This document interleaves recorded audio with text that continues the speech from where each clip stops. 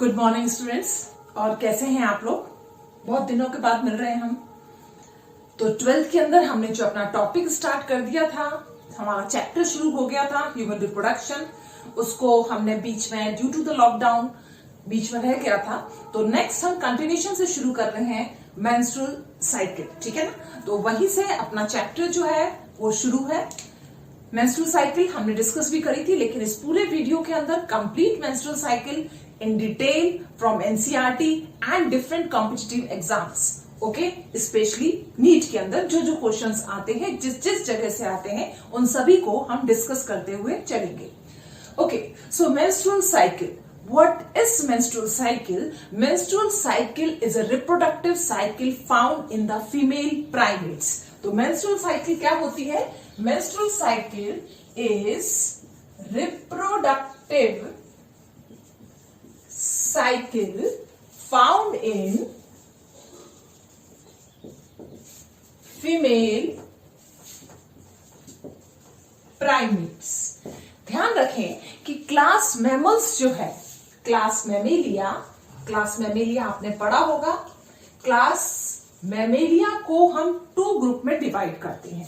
पहला क्या है, फर्स्ट क्या है, दैट इज प्राइमेट्स, और सेकंड क्या है, that is non primates. Clear? अब आप देखिए, जब हम बात करते हैं प्राइमेट्स की और नॉन प्राइमेट्स की, तो प्राइमेट्स क्या है? प्राइमेट्स फॉर एग्जाम्पल जैसे कि एप्स, मंकी, ये औरंगुटान, गोरिल्ला, चिंपांजी, ये सब क्या है बेटा? प्राइमेट्स। औरंगुटान, चिंपांजी, गोरिल्ला, ठीक है ना। गिबन सबसे स्मॉलेस्ट एप है। ओके, अब आप देखिए, ये सारे के सारे क्या है? प्राइमेट्स। इन प्राइमेट्स के अंदर जो फीमेल में जो रिप्रोडक्टिव साइकिल चलती है, उसको हम क्या कहते हैं? मेंस्ट्रुअल साइकिल, ठीक है ना। है मेंस्ट्रुअल साइकिल। और दूसरी तरफ देखिए आप, नॉन प्राइमेट्स बेसिकली क्या होते हैं? फॉर एग्जाम्पल जैसे कि काउ, डॉग, बफेलो, ये सब क्या है? ये सारे के सारे नॉन प्राइमेट्स हैं। तो नॉन प्राइमेट्स के फीमेल्स में जो रिप्रोडक्टिव साइकिल चलती है, उसको हम क्या कहते हैं? इस्ट्रस cycle. So they have इस्ट्रस cycle. It means both have cycle. One have estrous cycle and other have menstrual cycle. तो ये जो menstrual cycle है, यूट्रस के अंदर एंडोमेट्रियम में साइक्लिक चेंजेस आते हैं, और यही साइक्लिक चेंजेस के अंदर ब्रेकडाउन हो जाता है एंडोमेट्रियम का, और एंडोमेट्रियम जो है वो इरोड हो जाती है, और वो क्या करेगी? इरोड होने के बाद में, ब्रेकडाउन होने के बाद में रिमूव हो जाती है वाया फीमेल रिप्रोडक्टिव ट्रैक्ट। इसी को हम क्या कहते हैं? That is the menstrual cycle. So what is menstrual cycle? Here endometrium of uterus undergoes cyclic changes,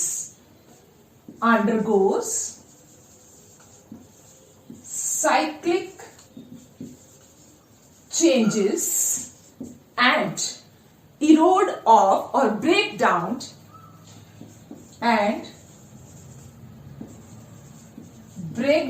of this layer causes bleeding, which is known as menstrual cycle. Causes bleeding called menstrual cycle.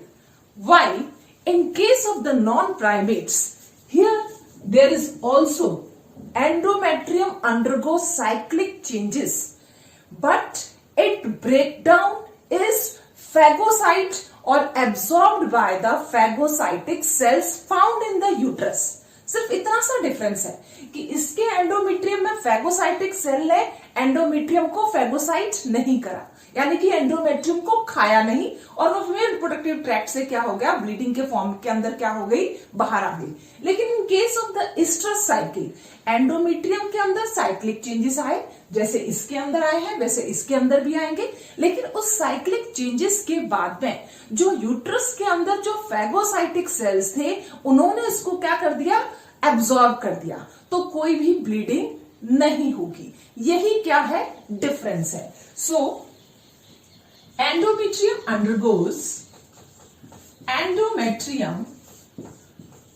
undergoes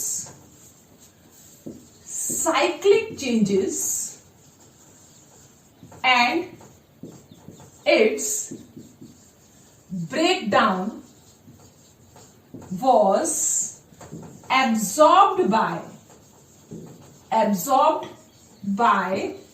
phagocytic cell.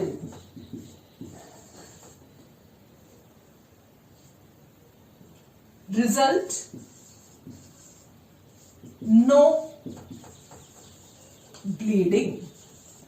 Clear? तो primates के अंदर और non primates के अंदर uterus cyclic changes में जाता है। तो यही जो साइक्लिक चेंजेस होते हैं इसकी स्टार्टिंग कब होती है? In female it starts from the puberty period, ठीक है ना। फीमेल के अंदर जो मेंस्ट्रुअल साइकिल है ये कब स्टार्ट हो जाती है? In puberty. So we write down here, in puberty there is starting of menstrual flow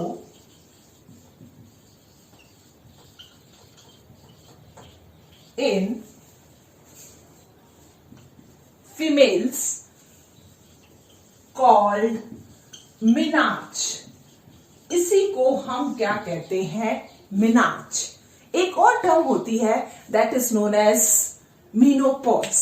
menopause means that is the stoppage और ब्लॉकेज ऑफ मेंस्ट्रुअल फ्लो, यानी कि मेंस्ट्रुअल फ्लो फिर नहीं आता। इट मीन्स एक पर्टिकुलर फीमेल के अंदर क्या हो रहा है, रिप्रोडक्टिव लाइफ स्पैन पाई जाती है। क्या पाई जाती है? Reproductive life span. ये जो रिप्रोडक्टिव लाइफ स्पैन है ये कहां से शुरू हो रही है? मेनार्च से शुरू होती है और मीनोपॉज के अंदर खत्म हो रही है, ठीक है ना। For example, menarche is at the age of 12 year and menopause is at the age of 50 year. इसके बीच वाला life span is known as reproductive life span, ठीक है। तो हम एक लाइन और लिख देते हैं, मीनोपॉज दैट इज परमानेंट। हमने यहां पर वर्ड यूज करा है परमानेंट, क्योंकि टेम्पररी भी ये होता है प्रेगनेंसी के टाइम पर या फिर लैक्टेशन के टाइम पर, इसलिए वर्ड यूज करते हैं permanent stoppage of menstrual flow is known as menopause. तो ये जो साइकिल है ये साइकिल अबाउट 28 to 29 डेज की होती है। According to NCERT it is of 28 to 29 days. Clear? So हमने ये देखा कि फीमेल के अंदर में चाहे वो प्राइमेट हो चाहे वो नॉन प्राइमेट हो, दोनों ही अंडरगो, यूट्रस जो है दैट अंडरगोज डिफरेंट चेंजेस और cyclic changes which is known as the menstrual cycle. अब कौन कौन से हार्मोन्स जो हैं मेंस्ट्रुअल साइकिल को इफेक्ट करते हैं उनको हम डिटेल में लेंगे। Clear?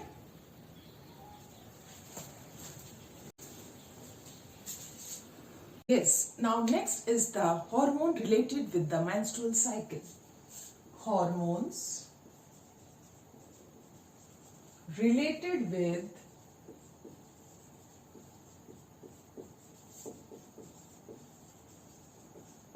menstrual cycle. Okay, first of all, hypothalamus of our brain releases gonadotropin releasing hormone. Which one? Hypothalamus. Hypothalamus releases which hormone?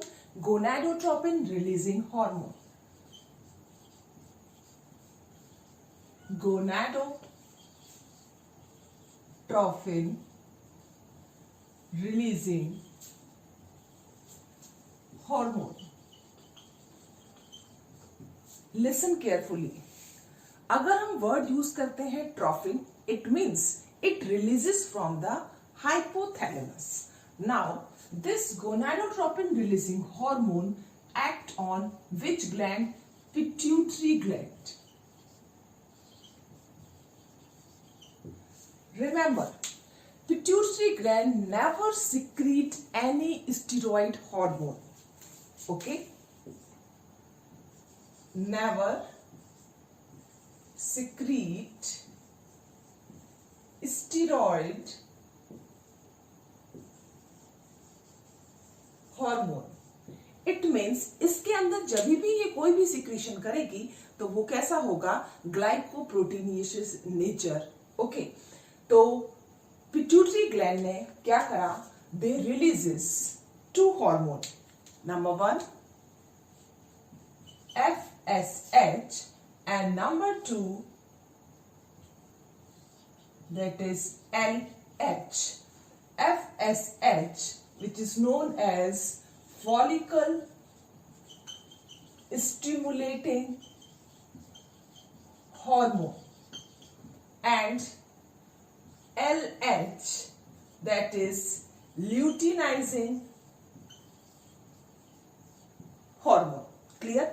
Now this FSH and LH act on gonads, and here the gonad is ovary because we are discussing on female reproductive system.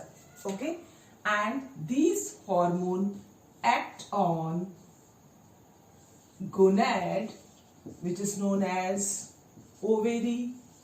Here this gonad releases further two hormones, estrogen and progesterone. Clear? And these two hormones, estrogen and progesterone, they act on which part of the female reproductive system? That is known as uterus. And uterus shows cyclic changes, which is known as menstrual cycle. Shows cyclic changes. Clear? तो पहले आप ये ध्यान रखें कि hormones जो release हुआ उसके अंदर दो तरह के मैकेनिज्म काम करेंगे. एक मैकेनिज्म है पॉजिटिव फीडबैक. क्या हुआ positive feedback? It means for example अगर एस्ट्रोजन का सिंथेसिस हो रहा है तो वो क्या करेगा? प्रमोट करेगा किसको? कि गोनाडोट्रोपिन रिलीजिंग हार्मोन भी अपना सिक्रीशन दे, FSH भी अपना सिक्रीशन इंक्रीज करे और LH भी. अगर एस्ट्रोजन का लेवल का हार्मोन बॉडी के अंदर इंक्रीज होता है तो ऑटोमेटिकली गोनाडोट्रोपिन रिलीजिंग हार्मोन भी इंक्रीज होगा, FSH भी इंक्रीज होगा एंड LH भी इंक्रीज होगा. इसी को आप क्या कह रहे हो? Positive feedback. इट मीन्स अगर ये एस्ट्रोजन का लेवल हाई है तो वो इन सब को क्या करेगा? इंक्रीज कर रहा है. ठीक है ना? ये कंडीशन कब होगी? जब एस्ट्रोजन का level is very high. That means it shows positive feedback. अगर उसका सिक्रीशन बहुत ज्यादा है, यहां पर हमने क्या करे? 2 एरो लगाए हैं, या फिर आप 2 प्लस के निशान भी ले सकते हो, जिससे ये इंडिकेट हो रहा है कि एस्ट्रोजन एक अमाउंट क्या था? मॉडरेट नॉर्मल अमाउंट, और दूसरा क्या है? Double plus. Double plus means इसका सिक्रीशन क्या है? बहुत ज्यादा. इसी को आप क्या कह रहे हो? Positive feedback. एक का सिक्रीशन दूसरे के सिक्रीशन को क्या कर रहा है? प्रमोट कर रहा है, इंक्रीज कर रहा है. There is one another term which is known as the negative feedback. Clear? Negative feedback. Negative feedback means अगर एस्ट्रोजन का सिक्रीशन मॉडरेटली हाई है, ज्यादा नहीं है लेकिन हाँ थोड़ा अमाउंट है, that is known as the moderate. हमने यहाँ पर वर्ड यूज करा है मॉडरेट बिकॉज यहाँ पर मैं एक ही प्लस का साइन लगा रही हूं, यहाँ पर मैंने 2 प्लस के साइन लगाए थे. अब ये क्या करता है, ये नेगेटिव फीडबैक देगा तो ये गोनाडोट्रोपिन रिलीजिंग हार्मोन के सिक्रीशन को डिक्रीज कर देगा, एफएसएच को भी क्या कर देगा, डिक्रीज कर देगा, और एलएच को भी क्या कर देगा, डिक्रीज कर देगा. इट मीन्स अगर एस्ट्रोजन नॉर्मल है तो वो नेगेटिव फीडबैक शो करता है, लेकिन अगर एस्ट्रोजन का लेवल ज्यादा है, ज्यादा शूट अप कर गया है, तब वो क्या शो कर रहा है, पॉजिटिव फीडबैक. जैसे कि हम किस में देखेंगे, मेंस्ट्रुअल साइकिल के अंदर कि नॉर्मल एस्ट्रोजन है तब तो एलएच सर्ज नहीं होता, लेकिन जब थीका इंटरना के सेल्स भी क्या सिक्रीशन करने लग जाते हैं, एस्ट्रोजन का ज्यादा सिक्रीशन करने लग जाते हैं, तब LH surge, it means LH का लेवल क्या हो गया है, increase. That is the reason behind ovulation, जिसको हम डिटेल में अभी लेंगे. क्लियर?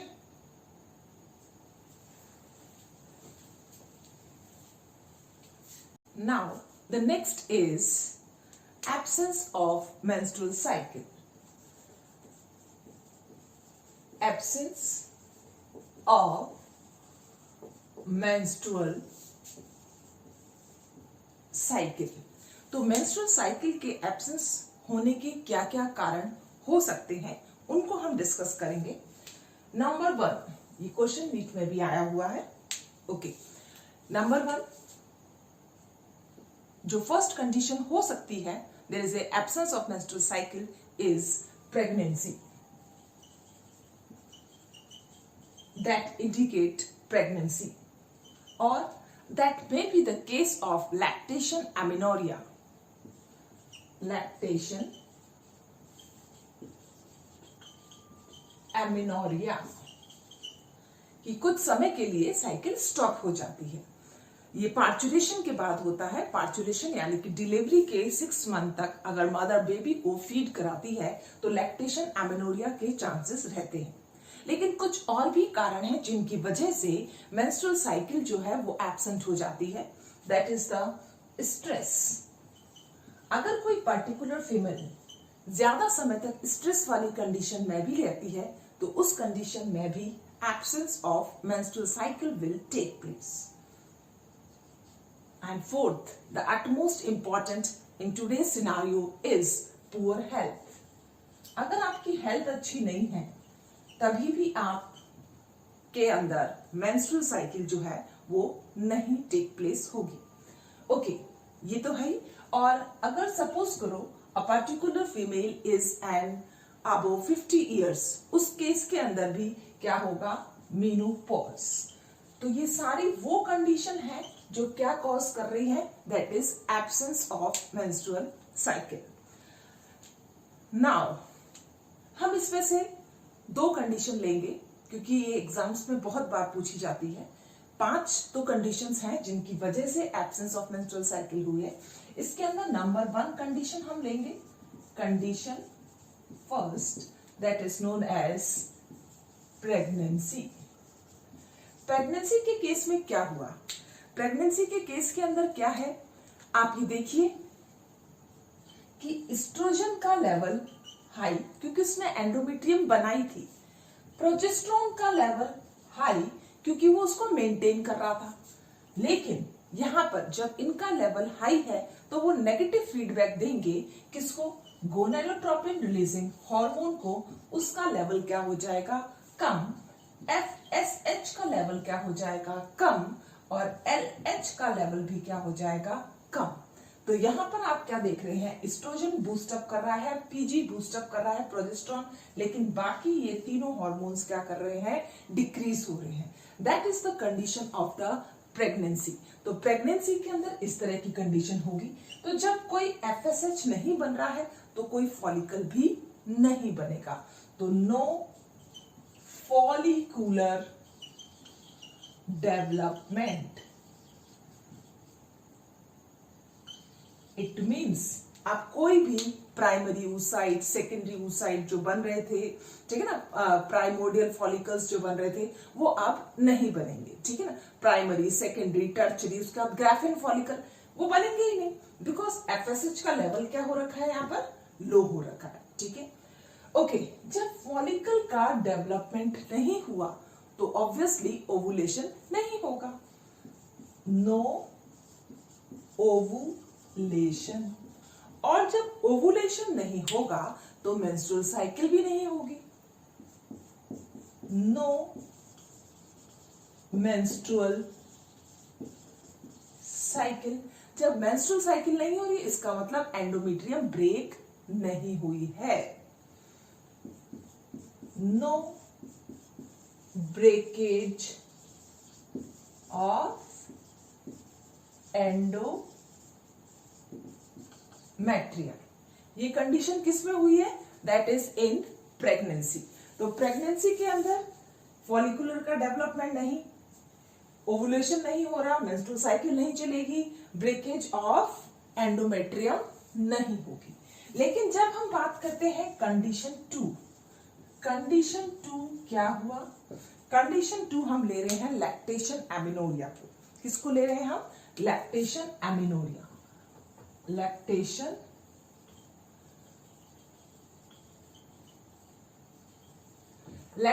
एमिनोरिया पार्चुरेशन के 6 मंथ के बाद तक चलता है। पार्चुरेशन हुई, डिलीवरी हुई, उसके बाद 6 मंथ तक क्या कहलाएगा वो period, lactation amenorrhoea.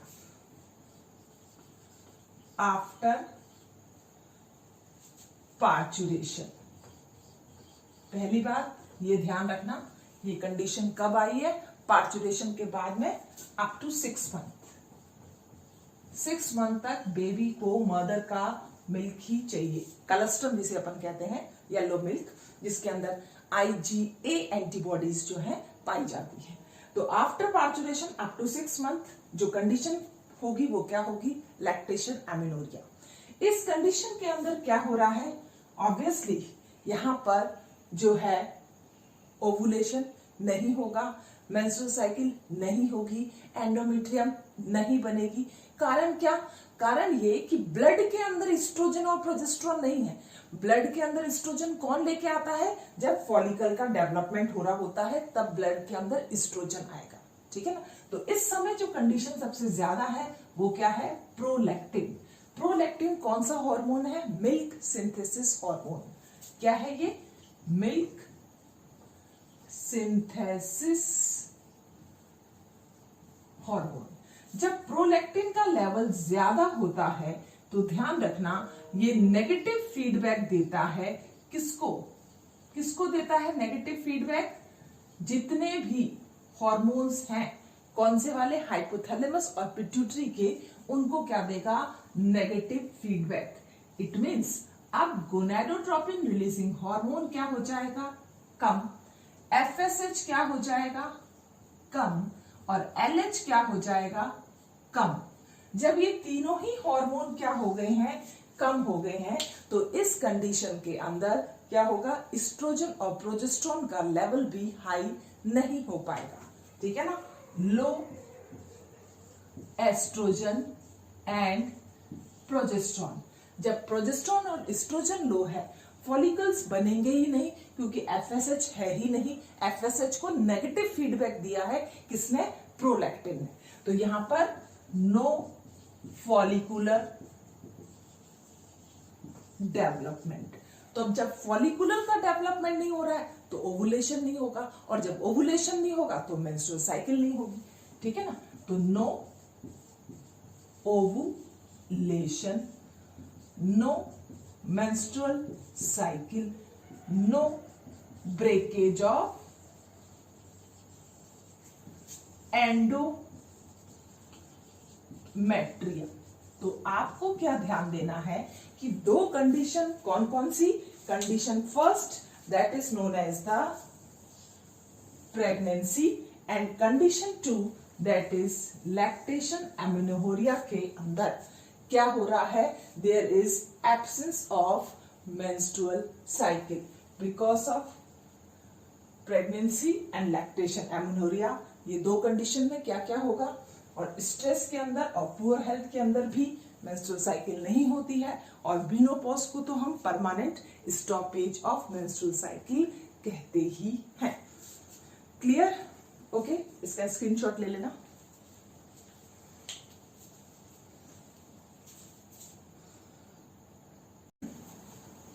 Now next is the role of hormones. अभी तक आपने क्या देखा था? अभी हम देख रहे थे कि कौन कौन से हॉर्मोन्स जो हैं वो इंपॉर्टेंट रोल प्ले करते हैं मेंस्ट्रुअल साइकिल में।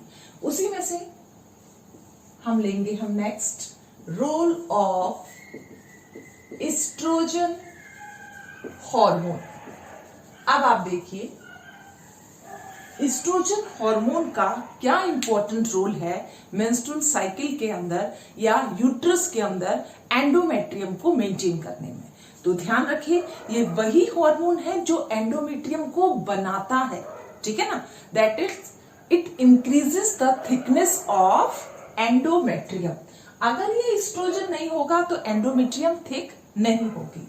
सो first important role, increase in thickness of endometrium। पहला इंपॉर्टेंट रोल इसने क्या प्ले करा? एंडोमेट्रियम को थिक करा। तो एंडोमेट्रियम थिक हो रही है, इस प्रोसेस को आप क्या कहते हो? हाइपरप्लेशिया। क्योंकि ये एंडोमेट्रियम की जो ऊपर वाली लेयर है जिसको अपन क्या कहते हैं? स्ट्रेटम फंक्शनलिस। आपको मालूम होगा ये नीचे वाली लेयर है जिसको हम कहते हैं स्ट्रेटम बेसिलिस। ये एंडोमेट्रियम की लेयर कभी भी रिमूव नहीं होती, हमेशा रहती है, ठीक है ना। ये क्या रहती है? हमेशा रहेगी, परसिस्ट करेगी। लेकिन जो लेयर यहां पर इसने क्या करा है? इसकी थिकनेस को इंक्रीज करा है। ये है एंडोमेट्रियम। तो एंडोमेट्रियम की थिकनेस को इंक्रीज करती है ये वाली लेयर। कौन सी है? स्ट्रेटम फंक्शनलिस, ठीक है ना। और ये लेयर डीजनरेट हो जाएगी, ये हमेशा नहीं रहेगी। एस्ट्रोजन का लेवल हाई है तो इसने इसको क्या कर दिया है? थिक कर दिया है। ये क्या हो चुकी है? थिक हो गई है। इस थिकनेस को ही हम क्या टर्म देते हैं? That is known as hyperplasia. क्या कहा हमने इसको? हाइपरप्लेशिया, ठीक है। ध्यान रखना, hyperplasia means degenerate in future. तो फ्यूचर के अंदर जो मेंस्ट्रुअल फ्लो के अंदर जो मेम्ब्रेन ब्रेक हो जाती है वो कौन सी वाली है? एंडोमेट्रियम। इसलिए यहां पर हमने क्या कहा है? Increase in thickness of endometrium that is known as hyperplasia बना रहा है। कौन? एस्ट्रोजन, जो फ्यूचर के अंदर क्या हो जाएगी? डीजनरेट। ये जो स्ट्रेटम बेसिलिस है ये कभी डीजनरेट नहीं होती। तो एंडोमेट्रियम की जो लेयर डीजनरेट हो जाती है वो है स्ट्रेटम फंक्शनलिस। लेकिन इसको थिकनिंग का काम किसने करा है? एस्ट्रोजन हार्मोन ने इसको क्या करा है? थिक करा है, ठीक है ना। पहला तो ये। दूसरा, ये क्या करती है? Increase in thickness of myometrium. अब आप देखिए अभी हमने क्या कहा था कि फंक्शनलिस तो डीजनरेट हो जाएगी। ये दोनों ही किसकी लेयर है? एंडोमेट्रियम की। ये दोनों क्या है? This is what? एंडोमेट्रियम। लेकिन इसके नीचे एक और लेयर है, इसको कहते हैं मायोमेट्रियम। तो ये क्या कर रही है?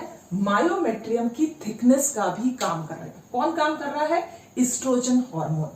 और ये मायोमेट्रियम, अगर आपने यूट्रस को पूरा अच्छी तरह से पढ़ा है तो आपको मालूम होगा कि मायोमेट्रियम क्या है। देखो ये हो गई एंडोमेट्रियम, ये एंडोमेट्रियम की स्ट्रेटम बेसिलिस, ठीक है। इसके पीछे ये वाली क्या होगी? मायोमेट्रियम। और इसके भी पीछे क्या आ जाएगा?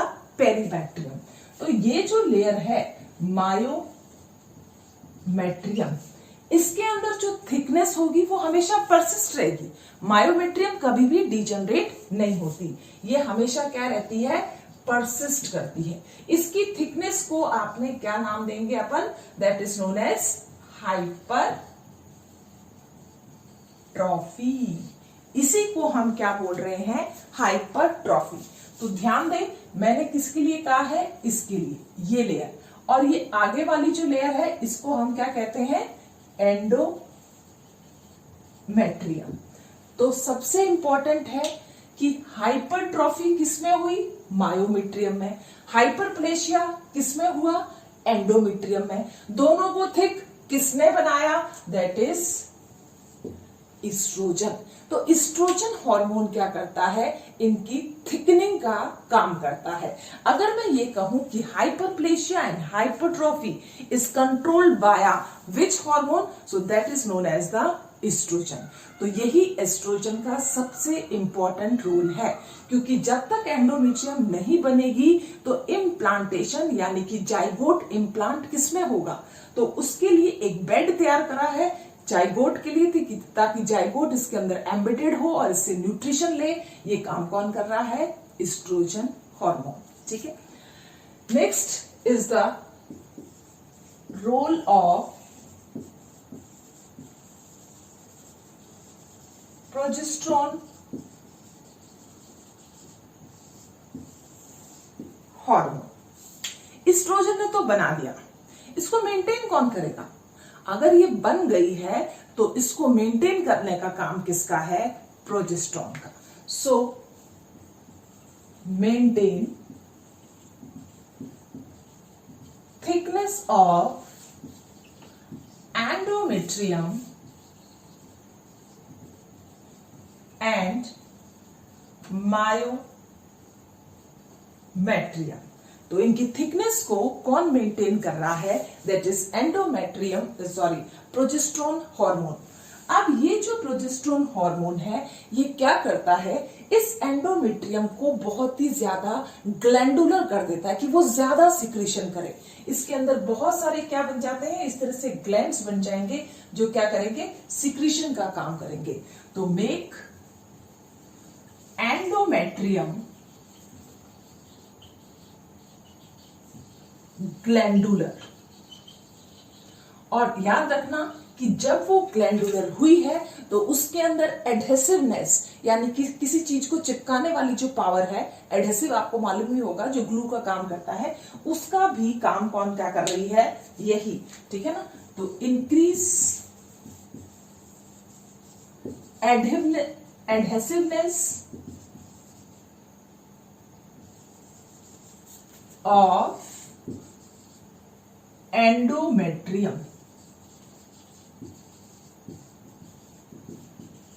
तो अब आपको रोल मालूम पड़ा कि एस्ट्रोजन और प्रोजेस्टेरोन दोनों क्या कर रहे हैं, सिनर्जिस्टिक मिलकर काम कर रहे हैं। ये एंडोमेट्रियम बना रही है, ये उसको क्या कर रहा है, मेंटेन कर रहा है।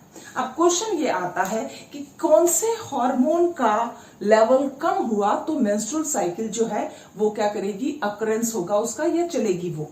इसके पीछे रोल कौन से हार्मोन का है, दैट इज प्रोजेस्टेरोन। काम कौन कर रहा है, मेंटेन कौन कर रहा है, ये। अगर ये मेंटेन नहीं करेगी तो ये ब्रेक हो जाएगा। तो यहाँ पर मेंस्ट्रुअल साइकिल जो है वो किस हार्मोन की वजह से हुई, the reason behind the menstrual cycle is progesterone hormone withdrawal. ठीक है, तो नेक्स्ट हम लिखेंगे रीजन बिहाइंड मेंस्ट्रुअल फ्लो, या फिर आप इसको ब्लीडिंग भी कह सकते हो, that is withdrawal of progesterone. Progesterone पीछे हो जाएगा, वो अपना सिक्रीशन बढ़ा नहीं पाएगा, प्रोजेस्टेरोन का लेवल कम हो जाएगा, तो क्या हो जाएगा, मेंस्ट्रुअल फ्लो। तो decrease in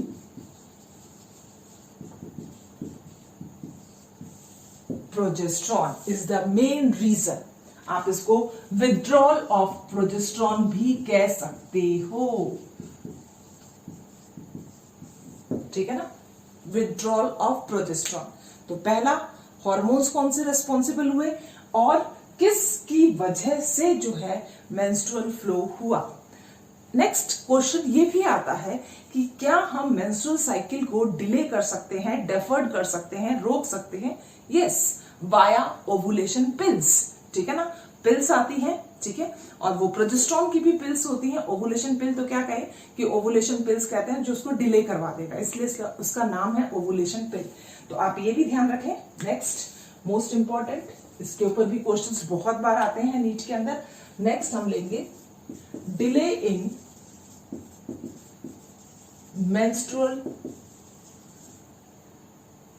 cycle is due to which hormone? Progesterone pills hormone. Due to use of ovulation pills, ठीक है ना, use of pills contain progesterone. तो मार्केट में ऐसी बहुत सारी पिल्स मिलती हैं जिनके अंदर प्रोजेस्टेरोन हार्मोन होता है, और वो प्रोजेस्टेरोन हार्मोन की पिल्स लेने की वजह से मेंस्ट्रुअल साइकिल जो है वो क्या हो सकती है? डिले हो सकती है, डेफर्ड हो सकती है।